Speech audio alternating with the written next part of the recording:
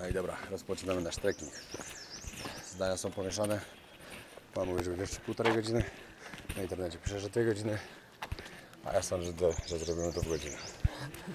Ale zobaczymy. Może jakbyś sam był, to może być zdrowiej. W ogóle tutaj już widać turystów. Szczególnie z Indii. Jest ich tu pełno. Mariela kupa. Wczoraj rozmawialiśmy też z taksówkarzem na temat tego podatku tutaj, który się płaci. Wiecie, że turysta, żeby przylecieć za każdy dzień, musi zapłacić $200 podatku turystycznego za każdy dzień. No Przesada. I on twierdzi, że to jest duża przesada. On mówi, że to odstrasza turystów, a oni chcą, żeby turyści przylatywali, żeby mieć pieniądze, tak? Bo najważniejsze jest to, że ten podatek bierze sobie państwo. Ludzie nic z tego nie mają tak naprawdę. I dla nich woleliby tak, żeby było po prostu taniej, żeby mógł tu każdy przylecieć i żeby pieniądze zostawiał w państwie. Znaczy, dokładnie wiecie, lokalnym ludziom. Kupując sobie różne rzeczy, jedząc w restauracjach, płacąc za hotele, ci ludzie by dużo lepiej na tym wyszli wtedy. A tak to jest jak jest, no. Bhutan jest takim najbardziej niedostępnym w sumie chyba krajem dla turystów, ze względu pewnie za to, ile trzeba tu zapłacić. I dodatkowo tu sobie nikt nie może przyjechać sam. Nie można sobie przylecieć do Bhutanu po prostu na własną rękę i sobie podróżować. Jeśli lecicie do Bhutanu, musicie mieć wykupioną wycieczkę z biura podróży. Jakiegoś, nie wiem, dokupowaliśmy akurat w Nepalu. I wiecie, w tym wszystkim macie zapewnioną wizę, podatek, hotele, jedzenie i od razu macie zapewnionego i przewodnika, i kierowcę. To wszystko jest w pakiecie. Nie ma tak, że sobie przylecicie i robicie co chcecie. Znaczy później wiadomo, nie musicie z nimi spędzać całego dnia. Oni wam pokażą to, co mają pokazać. O, już widać tę świątynię. Wow, Jezu, ja muszę tam spiąć? Okej. No. Także każdy nie przyjdzie sobie tutaj po prostu, żeby przyjechać. Tylko trzeba to mieć załatwione. I ludziom to nie pasuje. I to jest też tak, że tak zagraniczni tak płacą. Hindusi już płacą trochę mniej. Z Bangladeszu i z Malediwów też te 3 kraje tak mają. No a reszta płaci dużo. No. I tutaj na górze świątynia, na którą idziemy. Jest to najświętsze miejsce w całym Bhutanie.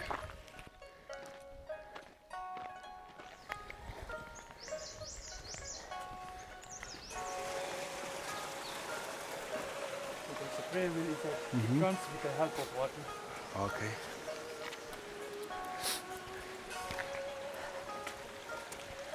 Tutaj są właśnie w środku młynki modlitewne, które, wiecie, oni tutaj wierzą w to, że one jak się kręcą, to tam mają różne zastosowania i tutaj właśnie specjalnie są usytuowane przy rzece, żeby one cały czas Jakie się zastosowania? Dobre, złe? modlitewne. To jest do modlitwy. Mają przynosić im same dobre rzeczy, tak? Tak. I one właśnie dzięki temu, że tutaj płynie strumyk, one się kręcą cały czas. Miejsce na krótki postój. Kurde, ja biegam do tego spocona. Jak to tu jest? Czy oni nie czują presji? Ze względu na to, sorry. że są takim małym krajem, praktycznie bez armii, a leżą pomiędzy Chinami i Indiami. 2 największymi krajami na świecie, nie ma co ukrywać, największą liczebnością. On mówi, że wiesz, że z Indiami oni mają bardzo dobre stosunki, bardzo. Hinduskie wojsko też tu stacjonuje. Oni mają z nimi od wielu lat już bardzo dobre układy. Indie wybudowały im tutaj drogi, mosty. Oni odwdzięczają się też energią, którą tam przekazują. Że czują się dobrze, że naprawdę czują, że Indie im pomagają. I to jest w sumie spoko. Bo tak naprawdę być takim małym krajem. No. Wiecie jak to jest. Gdyby którakolwiek strona próbowała coś zrobić, to by w jeden dzień po prostu przeszli przez cały kraj i tak by się to skończyło. Trasa dobrze idzie. Oh, sorry, this way. Okej. Dla bardziej leniwych ludzi można sobie wziąć konia, który kosztuje $25. How many times did you see her? Often I come here. Often. Sometimes in a month 3 times. Oh, right. Every 2 times it depends upon the tourist. Okej. No mówisz, że wiele razy było. Czasem 3 razy w miesiącu, czasem 2 razy w miesiącu. Zależy, ile turystów przyjedzie.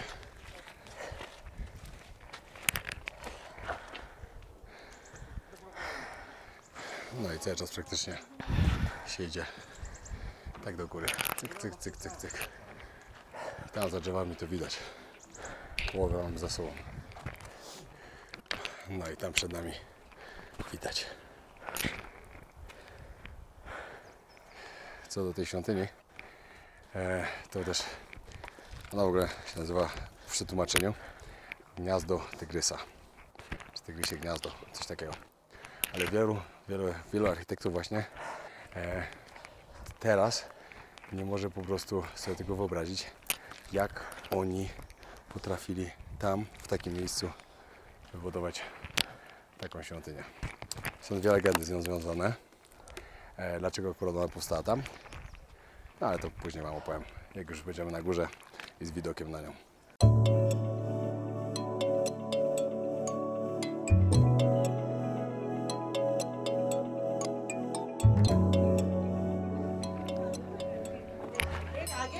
Jeszcze jakieś 30 minut.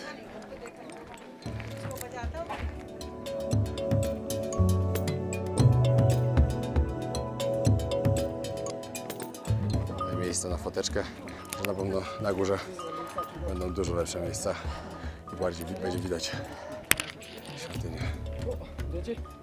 Ale robi wrażenie, no nie ma co, już nawet stąd.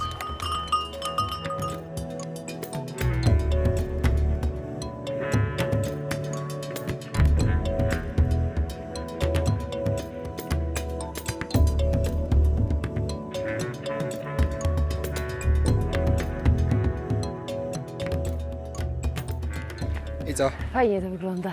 No fajnie. Na górze tego ma być podobno bardzo dużo. Właśnie ja nie wiem, gdzie jest ten moment, gdzie się robi te zdjęcia takie typowe. No, ale dalej jeszcze mamy kawałek. Chociaż już teraz jeden pan słyszałem, jak mówił, że jesteśmy na wysokości 3100. Strasznie ciężko mi się tu oddycha. Kochanie, przyjechałeś z Tajlandii, zero tam było. A nagle jesteś na 3000 No, metrów. nie dam rady takiego pełnego oddechu złapać. Wiecie, dla mnie teraz po Nepalu 3100 to mi się tak normalnie oddycha, że nawet w ogóle minimalnie nawet nie zmęczyłem. No ale tam jednak była mocna przeprawa, no nie ma co ukrywać. Wiem, że ludzie, którzy się wspinają i tak dalej, to powiedzą, że to było nic, ale dla takiej osoby jak ja, No to pomyśl sobie, że dla mnie właśnie teraz jest coś takiego jak dla Ciebie. To jest tak, jak Ty sobie teraz myślisz o tym, to tak ludzie pewnie myślą o Everest Base Camp, jak się wspinają na wyższe góry. no pewnie tak. Mi jest ciężko, naprawdę. W sensie, jakby moje ciało nie jest zmęczone, ale nie dam rady w ogóle nabrać oddechu. Czasami taki moment, że w ogóle nie dam rady. No ale to też takie Wiecie. przewyższenie, wiecie. My tu w Paro na dole ile mówisz, że jest 2200, tak? 200, no. 2200. Tutaj wchodzimy na 3300 czy 3200? Nie wiem, no trzy jakoś, coś. jakoś tak, no jest też z 1000 metrów przewyższenia, na które wchodzimy praktycznie w ponad tylko godzinkę. No to też się nie ma co dziwić. Stąd, czy co? To jest źródełko ze świętą wodą. Pokaż czapkę pana. Dobry styl.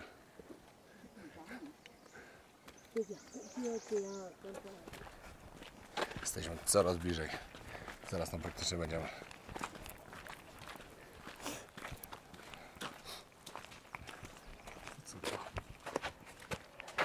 W ogóle muszę wam powiedzieć, jak Polo uratował z jakieś 2 dni z naszej podróży. Naszym planem było z Katmandu, bo jutro razem do Katmandu, z Katmandu wziąć autobus albo jakiegoś busa i jechać do granicy z Indiami i później następnie jechać do Varanasi. Wszystko było tak, wiecie, dobra, robimy to na pewno to trochę potrwa, zresztą do samej granicy podobno z Indiami się jedzie aż 12 godzin, mimo tego, że jest chyba 300 km, no ale drogi w Nepalu takie są, zakręt na zakręcie. No i powiedział nam, że nie możemy tak zrobić, że jeśli my mamy wbitą wizę, że lądujemy w New Delhi, to musimy lecieć do New Delhi. Nie ma innego wyjścia. No i całe szczęście tak wyszło z rozmowy.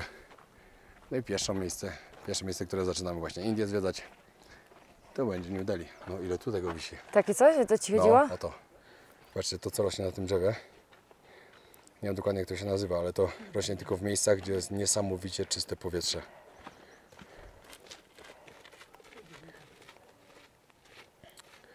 Właśnie dowiedzieliśmy tu, podobno w Nepalu jak się idzie na Everest też to można spotkać. Tak to nigdy wcześniej tego nie widziałem. Muszę później poczytać jak to się nazywa.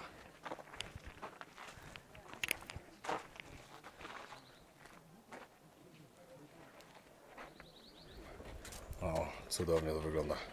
Jesteśmy coraz bliżej. Teraz musimy iść trochę w dół i dojdziemy. Taki widoczek. Chcesz tu zdjęcie? Nie, no tam chyba dalej. niżej, nie? Tak, no na tym lepszym miejscu.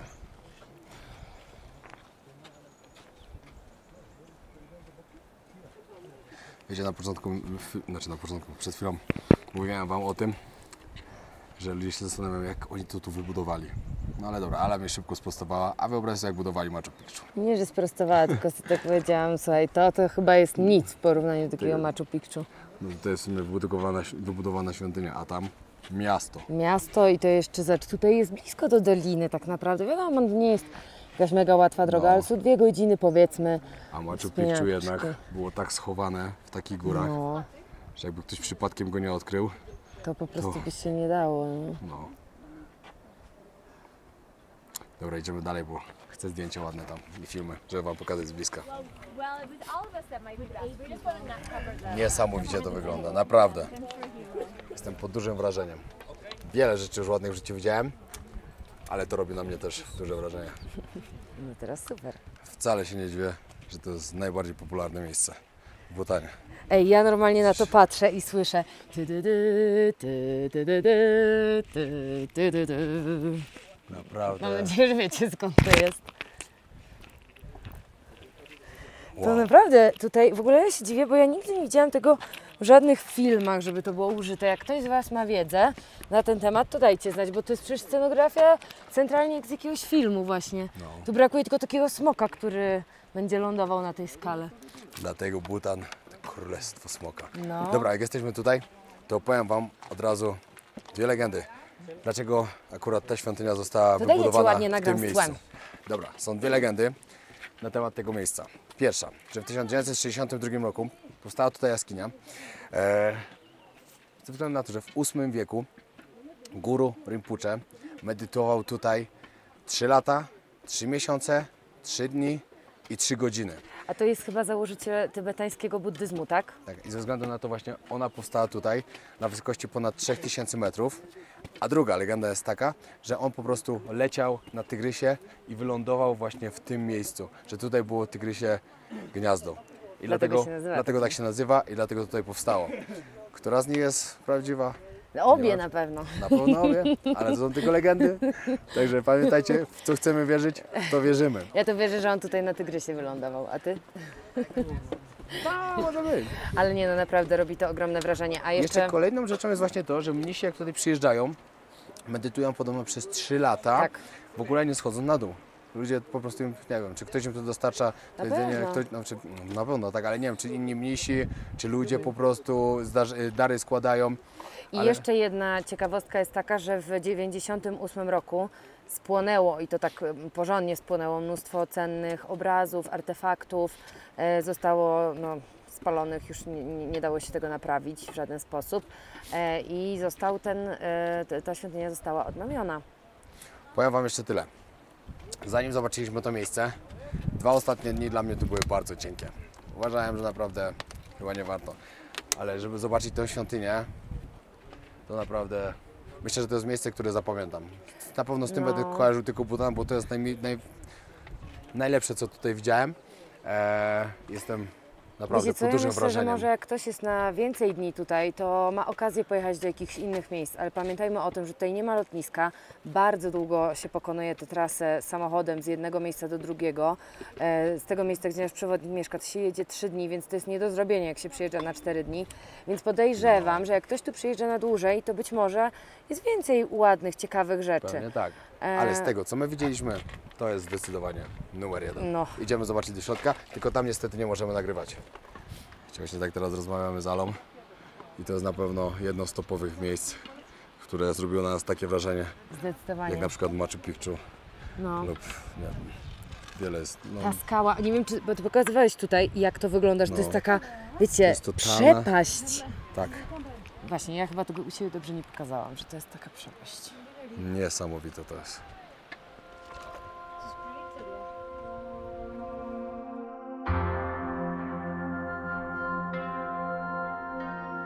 Teraz trzeba zejść na dół, dokładnie tam, a później spinaczka do góry.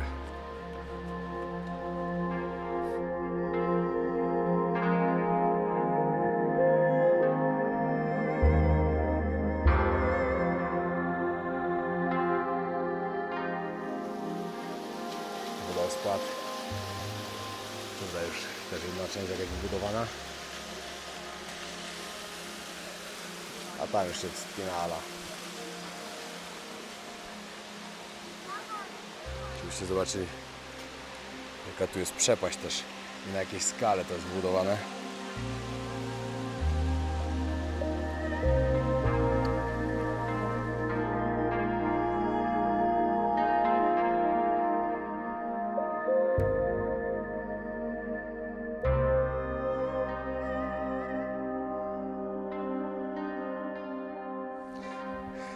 No i dobra, przydałoby Wam się powiedzieć trochę, co widzieliśmy w środku.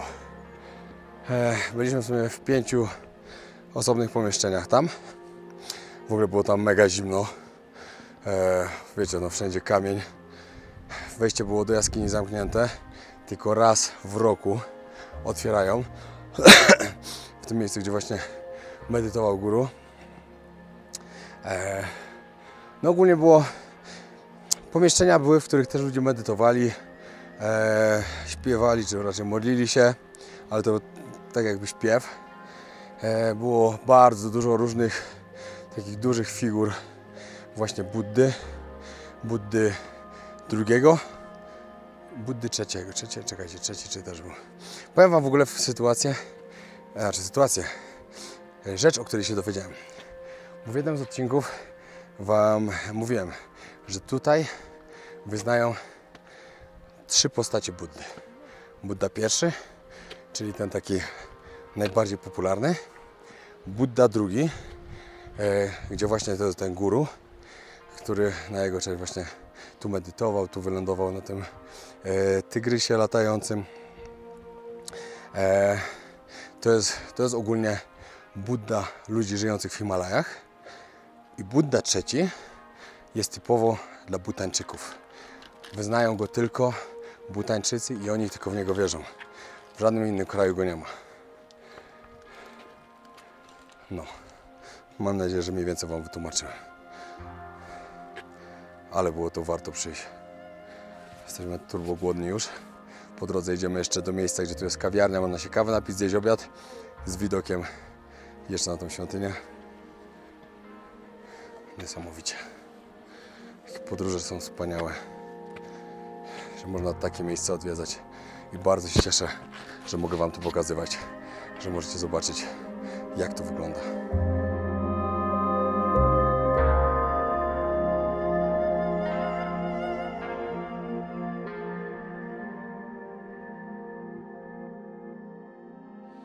No i jesteśmy na dole znowu. Schodziliśmy trochę szybszą trasą, bo poszliśmy sobie na skróty. I mieliśmy po drodze jeszcze zjeść obiad. Tak jak Wam mówiłem, z widokiem ładnie na tą świątynię. Ale przyszliśmy tam i do wyboru były praktycznie same dania z warzyw i jajka i zrezygnowaliśmy. Lepiej poczekać godzinkę i zjeść coś konkretnego. Bo umówmy się, ale nie płacimy tu tyle pieniędzy za to, żeby jeść same warzywa. Dla mnie obiad to musi być z mięsem.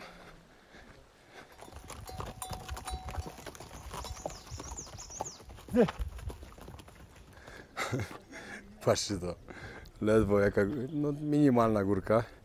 Zamiast, nie wiem, pozaciągać ręczny, to każdy kamień pod kołem. Niezły old school.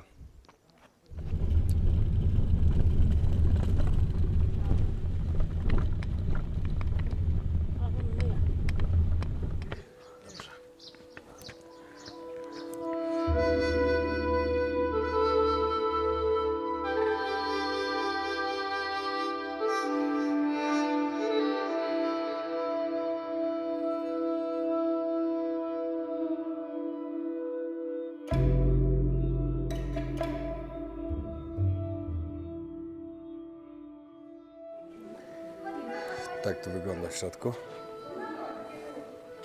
Przewodnik powiedział, że one wszystkie były budowane mniej więcej w XVI wieku podczas inwazji Tybetu. I właśnie ten Buddha III, który tak bardzo chronił tutaj tego narodu i dlatego został właśnie Buddą III.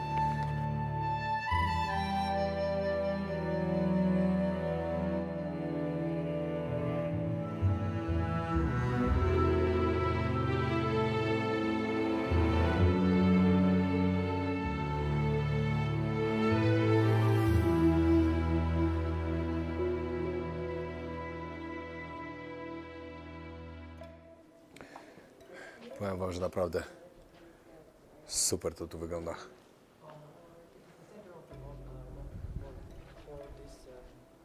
Idziemy jeszcze na dół zobaczyć.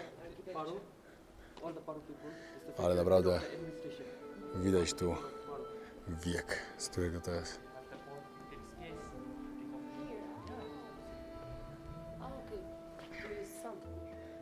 No i popatrzcie, jak to ładnie. Wszędzie z drewna.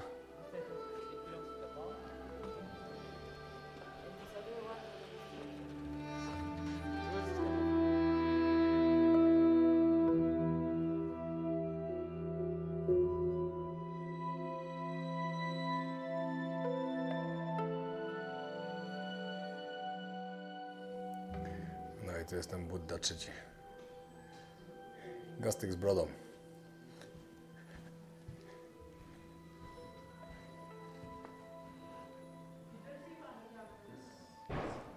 Wszędzie bardzo stare malowidła na ścianach.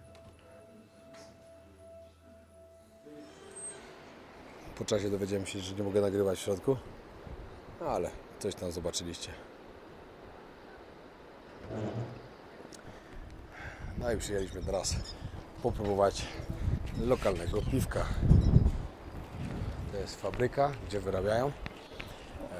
Zaraz wam pokażemy, co tu dokładnie będziemy robić, jak to będzie wyglądało. Tutaj możecie zobaczyć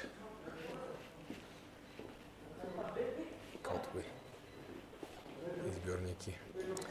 No ale tego, jak się to wyrabia, teraz nie będziemy pokazywać, tylko przyjechaliśmy próbować. Pineapple beer? No i wybrali mnie tutaj w Butanie właśnie jako reprezentanta, jeszcze nie piłem, do degustacji tych oto wykwintnych trunków. Tak, bo ty jesteś naczelny degustator. Jak wczoraj piliśmy, Bimberek? to potrafiłeś normalnie określić Ile procent ma? ile procent. Tak, dobrze, zaczynamy. Wheat. Pszeniczne, tak? Fuj. Drugie. Ciemne Dark jakieś. Ale. Lepsze od tego, ale też bez szału. Pineapple beer. Czyli ananasowe. To może być dobre. Ale kwaśne. Red Rice Lager.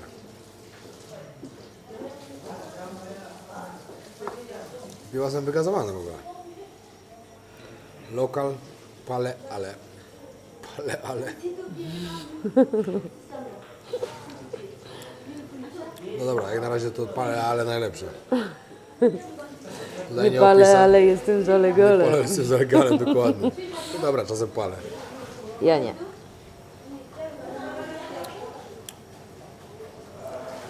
Przynajmniej gazowane, numer 1. Momo Beer. Tylko pierożki. To z pierogów zrobione. Nie, ale jaja. Nie, ja tylko pierogi. Nie, wygazowane. Tylko i wyłącznie to jedno. Ale na pewno nie zamówię, bo szkoda mi pieniędzy na jakieś siury. Ale ty masz to w cenie. Całe? Całe piwo jedno masz w cenie. Nie, tak za darmo to się napije.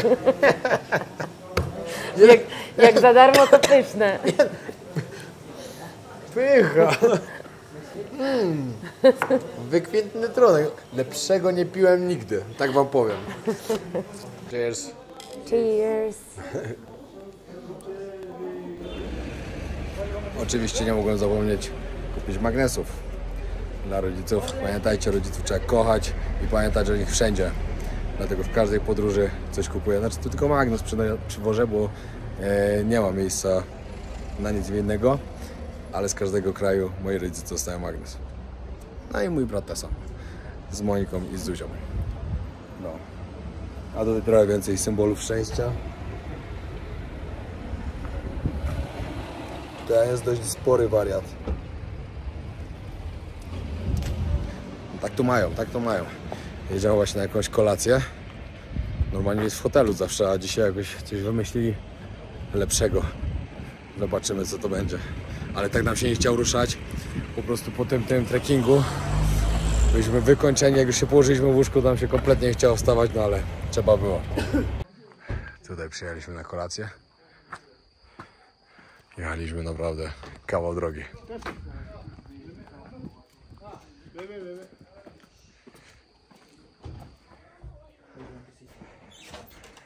Tak wygląda. Myślę, że pan powiedział welcome to Batanis house. You like to sit on the floor? Or like this? Okej, dostajemy teraz na próbę butter tea. What is exactly? Butter tea. Tea with butter? Yeah, butter and well house. Little bit of salt. If you like it, then you have it more. Okej. No to zdróweczko.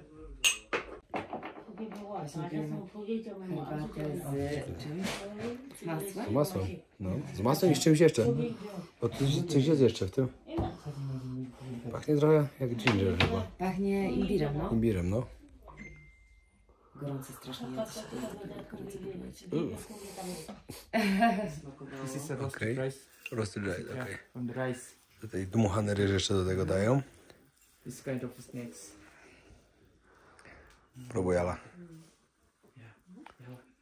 Jezu, jakie to jest Okropne, co?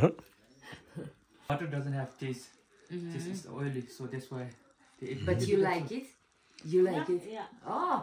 Yeah, especially Westerners, they enjoy a lot. Especially, you know, even if they don't have curry, so they just take rice with this Jest. tea. To jest zdrowe czy co? O co? Nie wiem jak to określić. Ale po co? To jest woda z solą. Tak jak się płucze żołądek trochę. Too salty for me. Okay, then you have to be rich to have like Yeah, painting on the. Obviously, Well- like if they have more than 2-story house, so they are rich. Okay, yes. Opowiedz co? Co? O czym rozmawialiście? No o tym, że trzeba być bogatym, żeby mieć tak wymalowane tam w środku różne te obrazy, czy te malunki na ścianach. Że tych z niższej klasy na to nie stać po prostu. Że jest to stosunkowo drogie. No i co? Nie no, dla mnie to było po prostu okropne. Nie ma co ukrywać. Ale co nim był, że oni już są przyzwyczajeni do tego smaku i nawet to lubią, nie? Bo byli zmuszani jako no, dzieci. No tak, ale to oni właśnie, ale my nie. A czemu oni byli zmuszani, powiedz? Tego nie wiem. Bo ma po prostu jakieś tam dobre właściwości. Why you had to drink it while, like, when you were child? Snacks. It's like a snacks. Ah, snacks. Like a snack. It's not like healthy because you said that you were like parents. No, for tea with this. This is No, like a snack. just Tea. tea. We drink it to keep ourselves warm. So butter is fat. So to like if you're fat, so you can resist cold. A, okej. No o to chodziło, że po prostu masło w tym było. Bo to jest herbata z masłem. Że tam było masło i że on powiedział, że jeśli jadłeś tłuste, byłeś tłusty. Ale to mi się ci wydaje. nie było zimno, bo, Tak, ale- bo to było coś dlatego, że to było zabezpieczenie, żeby ci nie było zimno. Ale nie, mi się wydaje, że ogólnie oni myślą, że to ma jakieś po prostu takie dobre właściwości, może nie wiem. No może, no ale smakuje to naprawdę wodą z solą i z dmuchanym ryżem. No ale to smakuje dmuchanym ryżem, jak dorzucisz sobie snaka, bo jak nie dorzucisz, to smakuje tylko wodą z solą. Jeśli macie ochotę spróbować butańskich smaków, to możecie śmiało sobie zrobić taką herbatkę. Takie coś przyszło. Zaraz zobaczymy, co tu mamy.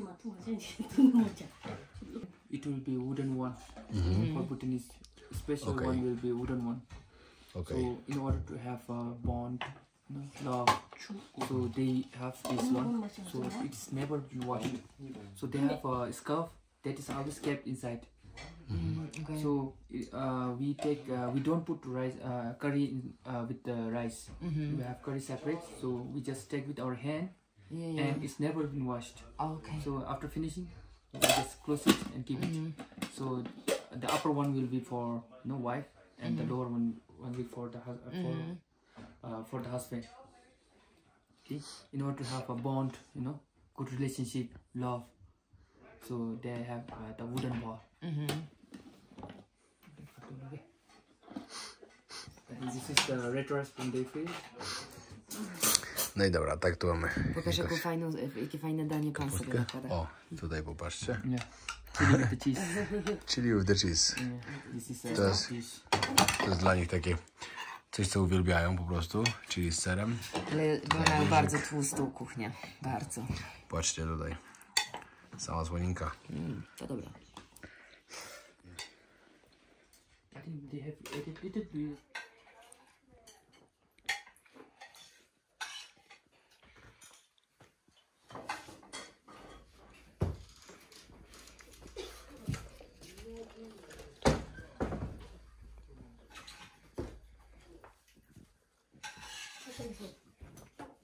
Pojedzone?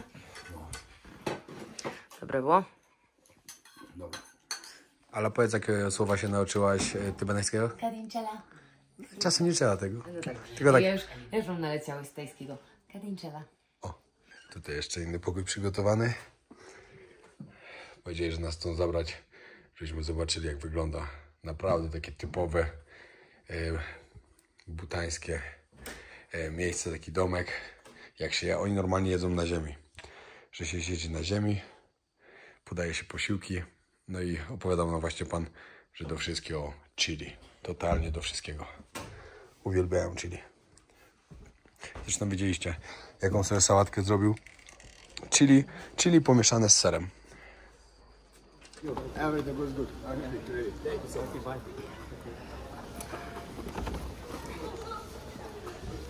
Thank you so much.